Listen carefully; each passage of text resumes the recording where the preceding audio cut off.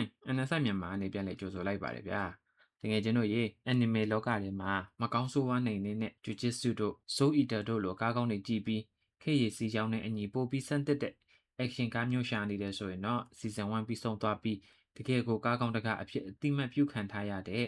Dead Account အကြောင်းကိုပြောပြမှာဖြစ်ပါတယ်ဗျာဒီဇလန်ဟာတမန်တောတောင်ရှေးဟောင်းကျောင်းတွေထဲမှာတရေတွေကိုနှိမ်နှင်းတာမျိုးမဟုတ်ဘဲကျွန်တော်တို့နေ့စဉ်သုံးနေတဲ့ social media account တွေပြီးတော့ internet ပေါ်ကအမုန်းတရားတွေကိုအခြေခံထားတာဖြစ်ပါတယ်။ internet လောကရဲ့ dead side နဲ့ဝိညာဉ်လောကကိုမကြုံစဖူးထူးထူးဆန်းဆန်းပေါင်းစပ်ထားတဲ့ dead account season 1ရဲ့ဇလန် review ကိုဒီနေ့ဗီဒီယိုလေးမှာအသေးစိတ်တင်ပြသွားမှာမလို့ကဲဆက်ကြည့်လိုက်ရအောင်ဗျာ။ဇလန်ရဲ့အဓိက concept ကတကယ့်ကိုစမ်းကြယ်တယ်ဗျာ။ဒီကဘာကြီးမှာလူတွေတည်ဆုံးသွားတဲ့အခါသို့မဟုတ် social media ပေါ်မှာအမုန်းတရားတွေမနာလိုမှုတွေအဆုံးရောက်လာတဲ့အခါဒီ internet account တွေဟာ dead account လို့ခေါ်တဲ့ရက်ဆက်ပြီးကြောက်စရာကောင်းတဲ့ဝိညာဉ်ကြီးအဖြစ်ပြောင်းလဲသွားကြတယ်။ကျွန်ုပ်တို့ရဲ့မင်းသားဆိုဂျီအီနိုရှိရိုဟာသူညီမလေးဆုံးရှုံးခဲ့ရတဲ့တကယ့်ကိုကြေကွဲစရာအတိတ်တရာတွေကြောင့်ဒီလို dead account ဝိညာဉ်တွေကိုပြင်တွေ့ရပြီးနှိမ်နှင်းနိုင်တဲ့စွမ်းအင်ရှိလာသူဖြစ်ပါတယ်ဗျ။သူဟာတမန်ဓားတွေလက်နက်တွေနဲ့ချတာမျိုးမဟုတ်ဘဲစမတ်ဖုန်းနည်းပညာနဲ့ဝိညာဉ်နှိမ်နှင်းတဲ့အဖွဲ့အစည်းတွေကိုဝင်ရောက်ပြီးဒီမကောင်းဆိုးဝါးတွေကိုလိုက်လံဖျက်ဆီးနှိမ်နှင်းတဲ့ mission တွေလှုပ်ဆောင်ရတာဖြစ်ပါတယ်။ဖုန်းထဲက digital စွမ်းအင်တွေ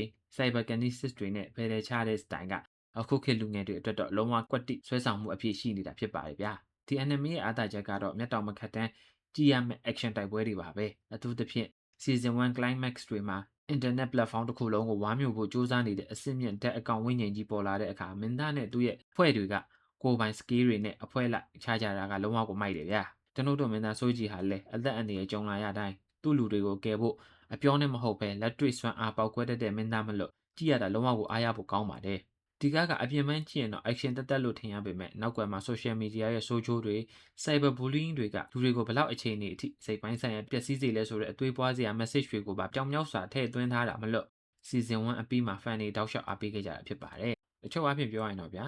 Dead account ဟာ action ဆန်ဆန်နဲ့ခေတ်သစ်ဝိညာဉ်စတိုင်ကိုသဘောကျတဲ့လူတွေအတွက်လုံးဝ perfect ဖြစ်တဲ့ modern supernatural anime ကြီးတစ်ခုဖြစ်ပါတယ်တကယ်ကျွန်တော်ရောဒီကားတွေကဖုန်းနဲ့တည်ရဲနိုင်တဲ့ concept တွေအပေါ်ဘယ်လိုမြင်ကြလဲကိုယ့်ရဲ့အကြိုက်ဆုံး action scene တွေကရောဘယ်အပိုင်းမှာလဲဆိုတာ comment မှာဝင်ရောက်ဆွေးနွေးသွားပါအောင်နော်ကျွန်တော်တို့ Anasite မြန်မာ channel က anime review တွေကိုအမြဲတမ်းအမိုက်စားတင်ဆက်ပေးမဲ့ channel အသစ်ကလေးမလို့ဗီဒီယိုလေးကိုသဘောကျရင် like and subscribe လုပ်ပြီးဝန်းရံပေးဖို့တောင်းဆိုချင်ပါတယ်ဗျာအားလုံးပဲတက်တာ